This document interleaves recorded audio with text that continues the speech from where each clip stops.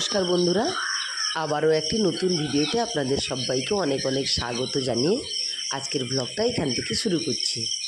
তো এই দুদিন তো আমি কোনো ভিডিও দিতে পারিনি, কেন কি বাড়িতে প্রচণ্ড কাজের চাপ ছিল, ওই জন্য কিছুই দিতে পারিনি। তো আজ আবার দিচ্ছি এবং চেষ্টা করব প্রতিদিন দেওয়ার, ছোটো হোক কিংবা বড় হোক।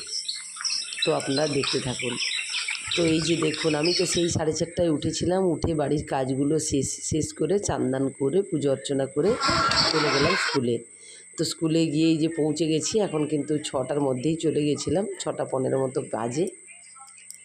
তো এবারে স্কুলের কাজটা সেরে বাড়ি ফিরলাম, প্রায় 11টা বাজতে যায়। তো এখন তো প্রচণ্ড গরম পড়েছে, তাই জন্য 5 মিনিট আগেও ছুটি হয়ে গেছে। তো 11টায় বাড়িতে এলাম। তো এই যে দেখুন, আসছি কত শুকনো মুখ নিয়ে, এক গাদা মুখে কষ্ট নিয়ে বাড়ি ফিরছি। তো এই প্রচণ্ড রোদে মোটামুটি বাড়ি ফিরে চলে এলাম, এখন 11টা মতো বাজে। এই যে বাড়িতে ঢুকেও গেলাম। সত্যি খুবই কষ্ট হয় গরমের মধ্যে এসে রান্না করতে হবে এটা ভেবে। তো এই যে আমি এক্ষুনি স্কুল থেকে ফিরে এলাম, এখন প্রায় 11টা বেজে গেছে। এইভাবে শুরু করবো রান্না বান্না।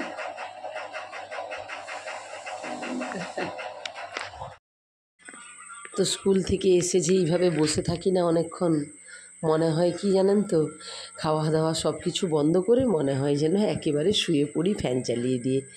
কিন্তু সে তো আর সম্ভব হয় না, যেহেতু আমার ছোট ছেলে রয়েছে। তো কেউ না খাক কার খাক, ছেলেটাকে তো দুটো রান্না করে দিতে হবে, ওই জন্য ওরকম কিছু ভেবে লাভ নেই। তো এসে একটু বসে মাথাটা ঠান্ডা করে নিচ্ছি, তারপরেই রওনা দেব, দৌড়ানো শুরু হয়ে যাবে আমার। তো যাই হোক, আমি এইবার কাপড় টাপড় ছেড়ে চলে এলাম রান্নাঘরে। এসে দেখি মা কিন্তু ভাত হয়ে গেছে মায়ের, আর উচ্ছা ভাজা করে রেখেছে, আর সবজি সব কেটে রেখেছে। তাই আমি শাক ভাজা বসিয়ে দিলাম, আর গ্যাসে টকটাও করে নিলাম। আর এইদিকে একটু মোচার তরকারি রান্না করব, তার জন্য মশলাটা কষিয়ে নিচ্ছি। আর এইদিকে বড়া ভাজছি। তো কি বড়া জানেন তো, ওটা হচ্ছে কুলেখাড়া শাকের বড়া। তো এটা খেতে কিন্তু বেশ ভালো লাগে, একটু অল্প চালের গুঁড়ো দিয়ে দিলে না খুবই মচমচে হয়, সুন্দর হয়। তো গরম গরম খেলে তো কথাই হবে না, এমন সুন্দর হয়। আর আমি এইদিকে দেখুন রান্না বান্না শেষ করে ফ্যান চালিয়ে দিয়ে বসে গেছি একেবারে রেডি হয়ে খাওয়ার আসর পেতে। তো শুধু আসর পাতবো না, ওই থালি সাজাবো, তারপরে সবাইকে খেতে দিয়ে দেবো। আর এইদিকে দেখুন আমি কি রান্না বান্না করে থালি সাজিয়েছি। এই যে ছিল গরম গরম ভাত, আলু ভাজা, উচ্ছা ভাজা, কুলেখাড়া শাকের ভাজা, সজনে শাকের ভাজা, মোচার তরকারি, আর ছিল মাছের টক। তো এই দিয়ে আজ থালি সাজিয়েছিলাম। এই রান্নাবান্নাগুলো করেছিলাম স্কুল থেকে এসে। ভীষণ যুদ্ধকালীন তৎপরতায় অল্প সময়ের মধ্যে কিভাবে বুদ্ধি খাটিয়ে তাড়াতাড়ি রান্না করতে পারি ঘড়ির সময়ের সঙ্গে তাল মিলিয়ে, তো সেটাই আমার কাছে বড় পাওনা। তো এইভাবে না করলে সত্যি হয়ে ওঠে না। তো এইদিকে দেখুন, খুব খিদা লেগেছিলো, তাই জন্য খাওয়ার ভিডিওটা আর করতে পারিনি। তো খাওয়া দাওয়া শেষ করে এই এক গাদা বাসন কোসন ধোয়াও হয়ে গেছে আমার। তো এইগুলো ধোয়াধুয়ি হয়ে গেছে, এখন আমি এইগুলো একটু রেখে দেব, তাকে সুন্দর করে গুছিয়ে। তারপরে দুপুরবেলার মতো অনেকটা কাজ শেষ হয়ে যাবে। কিন্তু শেষ হবে বললে হয় না গো, কেন জানেন তো, আমি তো সেই ভোরবেলা স্কুল থাকে বলে ঘর মুছতে পারি না। তো গোটা ঘর না মুছলেও তো কিছু মনে হয় না, কিন্তু রান্নাঘরটা রোজ যদি না মুছি তো কেমন একটা মনে হয়। ওই জন্য আমি কি করি, মাঝে মাঝে বিকেলে অথবা খাওয়া দাওয়ার পরে রান্নাঘরটা শুধু মুছে নিই। আর এইদিকে দেখুন, গ্যাসের উপরে রান্না বান্না করলে যে তরকারিগুলো পড়ে থাকে, সেই নোংরাগুলো আমি পরিষ্কার করে দিয়ে গ্যাস মুছে সুন্দর করে রেখে দিলাম। আর এইদিকে আমি ঘরটা মুছতে শুরু করে দিয়েছি। না গো, পুরো ঘরটা তো মুছতে পারবো না, খাওয়া দাওয়ার পরে এত কষ্ট আর ভালো লাগে না। ওই জন্য আমি রান্নাঘরটা শুধু মুছে নিলাম। তো রান্নাঘরটা মোছার কারণ কি, সবাই ঘুমিয়ে গেছে। তো বাবা আর আমার ছেলে, ওরা তো শুধু সেই সামনে সামনে হাঁটতে শুরু করে। তো ঘরটর মুছে যখন আসি, আমার ছেলেকে দেখুন এই যে ঘুরছে, বদমাশি করছে, সাইকেল চালাচ্ছে, আর আমি তাকে ডাকছি ঘুম পাড়াবো বলে। তো কোনো মতেই আসছে না, আমার সঙ্গে ভীষণ দুষ্টুমি করছে। তা যাই হোক, আমি ছেলেকে নিয়ে এখন উপরে চলে যাচ্ছি। আমার ছেলেকে বলছি যে তুই চলে আয়, আমি একটু উপরে আসছি। কেন কি জানেন তো, এই তো ভীষণ দুপুরবেলা থেকে মেঘ করেছিল, কিন্তু যদিও বৃষ্টি এক ফোঁটাও হয়নি। তো এই যে দেখুন, দুপুরে যে কাজগুলো থাকে সেইগুলো শেষ করে খাওয়া দাওয়া পুরো শেষ হয়ে গেছে। এখন আমি চলে এসেছি একটু ছাদে। এই যে সুন্দর কালো মেঘ উঠেছে, মেঘলা আকাশ, তো ভালো লাগছে। ওই জন্য আমি উপরে একটু এসে ভিডিও করে নিচ্ছি। তো আপনারা দেখতে থাকেন বিকালে আবার কি করি না করি। এখন একটু বিশ্রাম নেব। তো সত্যি কথা বলতে সময়ের অভাবে তো ছাদে যাওয়াই হয় না, কিন্তু এরকম মেঘলা আকাশে ছাদে উঠে চারিদিকের যে প্রকৃতির মনোরম দৃশ্য, এটার দিকে তাকিয়ে থাকলেই যেন মন প্রাণ একেবারে ভরে যায়। তো গ্রামের এই দৃশ্য সত্যি সত্যি খুবই মনোরম। তো সত্যি আমাদের দেখার মতো চোখ নেই, সময় নেই, তাই জন্য আমরা ঠিকঠাক দেখতে পাই না। তো যাই হোক, আমি এই যে বিকেলবেলা একটু বিশ্রাম নিয়ে এই যে 4টার পরে আমি আবার ঘুম থেকে উঠে পড়েছি। উঠে আবার যে বিকেলের কাজ থাকে ঝাঁটানো, তো শুরু করে দিয়েছি। তো সত্যি বলতে মেয়ে মানুষের সেই একই কাজ বারবার সারাদিন করতে আর একেবারেই ভালো লাগে না। তো এইদিকে দেখুন, ঝাঁট দেওয়া আমার হয়ে গেছে, আমি কিন্তু বালতি নিয়ে যাচ্ছি গাইয়ের দুধ দুইতে। তো দুধ ধোয়ানো হয়ে গেলে অনেকটা কাজ এগিয়ে যাবে যদিও। তো আমাদের সত্যি কথা বলতে এই যে গাইয়ের দুধ দোয়ানো, এটাও অনেক কষ্টের কাজ, কিন্তু শুধুমাত্র আমার ছেলের জন্য এইটুকু কষ্ট আমাকে তো করতেই হয়। আর বাড়ির সবাই সেই দুধ খায়, ছানা কেটে খায়। তো সত্যি কথা বলতে বাড়িতে গরু রাখতে পারলে যদি কেউ কাজ করতে পারে না, সত্যি তার মতো আর ভালো কিছু হয় না। কেন কি বাড়ির দুধ এইটা পাওয়া একটা কঠিন ব্যাপার না। তো 1 কেজি মতো বিকেলবেলা দুধ দেয়।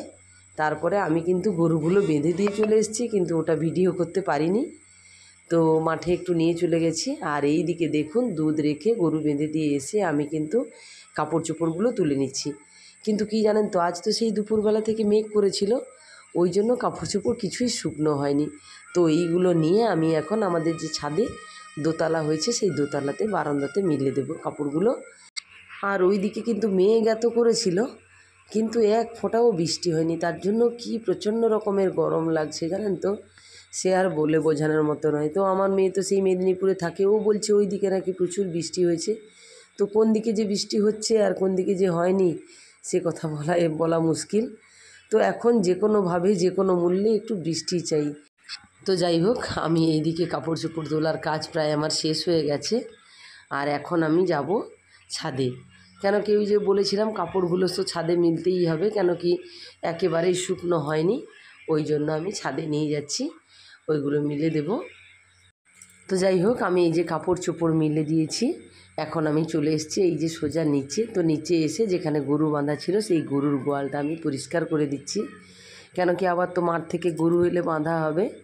আর আমার হাজব্যান্ড তো সেই কাজ রয়েছে, আমাদের কালকে ধান রোপণ হবে, ওই জন্য সে গেছে মাঠে। আর আমাকেই বিকেলের এই দিকের বেশিরভাগ কাজটাই করতে হলো। আর মা কিন্তু একদিকের ঘর আর দুয়ার ঝাঁটিয়ে দিয়েছে, আর আমি ওই রান্নাঘরটা ঝাঁট টাট দিয়ে বেরিয়ে চলে এসেছি। মা কিন্তু বাইরটাও ঝাঁটিয়ে দিয়েছে। তো এইভাবে দুজনে মিলে কাজকর্ম করি। তো এই যে দেখুন, গরুর গোবর ফেলে হাত ধুয়ে আমি চলে এসেছি, গরুগুলোকে দেখছি। তো এই যে দেখুন, আমাদের যে মাঠে গরু বাঁধা আছে, তো চারিদিকের এই যে সবুজ পরিবেশটা, মন মাতানো পরিবেশ। তো আজ তো মেঘলা আকাশ, তাই জন্য আরও সুন্দর লাগছে চারিদিকের পরিবেশটা।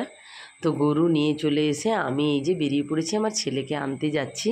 আমার ছেলে গেছে ছবি আঁকার ক্লাসে, তো সেখানেই আমার ছেলেকে আনতে যাওয়ার জন্য আমি এই যে বেরিয়ে পড়েছি। তো সেখানে গিয়ে কিন্তু আমি কোনো ভিডিও করতে পারিনি, কেন কি অনেকজন আছে, গ্রামের ব্যাপার বুঝতেই পেরেছেন, আর সবাই খুব হাসাহাসি করে, ওই জন্য আমি ভিডিও করতে পারিনি। তো এইদিকে দেখুন, বাড়ি ফিরে চলে এসেছি। তো এসেই একটু ডিম দিয়ে ওটস করে দিচ্ছি আমার ছেলের জন্য। তো আমার ছেলে খাবে, তারপরে আমি আবার হাত পা ধুয়ে যাব সন্ধ্যা দিতে। তো এই যে দেখুন, আমার ছেলে না একেবারে মুড়ি টুড়ি কিছুই খেতে চায় না, সব সময় এই ধরনের খাবার খেতে চায়, কিন্তু এগুলো খাওয়া তো একেবারেই ভালো নয়। আর এমনিতেই তো আমার ছেলের একটু কোষ্ঠকাঠিন্যের প্রবলেম আছে, কিন্তু শুনতে চায় না দেখুন। তো এইটা যতক্ষণ হয়েছিল না, কেমন আমার উপরে চিৎকার চেঁচামেচি করছিল। আর এইটা হয়ে যেই থালিটা সাজিয়ে দিয়ে দিয়েছি, তখন যেন মনে হয় আমার ছেলে এই পৃথিবীর কাউকেই চেনে না, শুধুমাত্র তার মাকেই চেনে আর আমাকেই ভালোবাসে বেশি। কিন্তু তা নয়, ওটা ওই পাওয়ার জন্য এরকম করে। তো যাই হোক, ছেলেকে খেতে দিয়ে আমি কিন্তু কাপড় চোপড় ছেড়ে নিয়েছি। আর এইদিকে ছেলেরও খাওয়া হয়ে গেছে। মা ছেলেতে একটু আদর করছে আমার ছেলেকে। তো ছেলে তো আমার সত্যি অনেকটাই ছোট, ওই কারণেই মনে হয় সত্যি ছেলেটাকে কবে যে কীভাবে বড় করব, এটা ভাবলেই আমার ভয় হয়। তো এইদিকে দেখুন, আমি চলে গেছি ঠাকুর প্রণাম করতে, সন্ধ্যা দিতে। তারপরে ঠাকুর প্রণাম পুজো করে গোপালকে ঘুম পাড়িয়ে দিলে আজকের মতো সন্ধ্যাবেলার কাজটা আমার একেবারে কমপ্লিট হয়ে যাবে।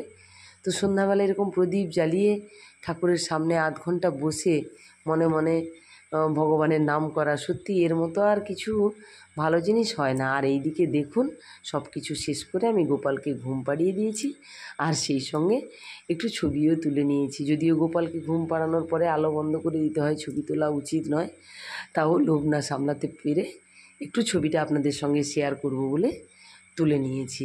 তো যাই হোক, এই দিকে আপনারা দেখুন আমি কিন্তু সন্ধ্যা টন্ধা দিয়ে এসে ঠাকুর প্রণাম সেরে এসে ছেলেকে একটু পড়তে বসিয়েছি, তারপরে আবার শুরু হবে রান্নার যুদ্ধ।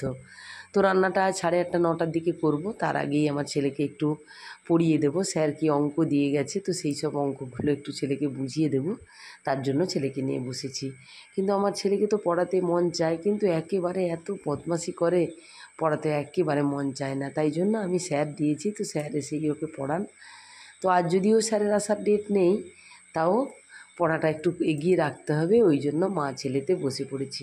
তো এই ছিল আমার আজকের ভিডিও। আমার ভিডিও দেখার জন্য সবাইকে জানাই অসংখ্য ধন্যবাদ। আজকের মতো টাটা, আবার দেখা হবে কাল। লাইক কমেন্ট করতে ভুলবেন না।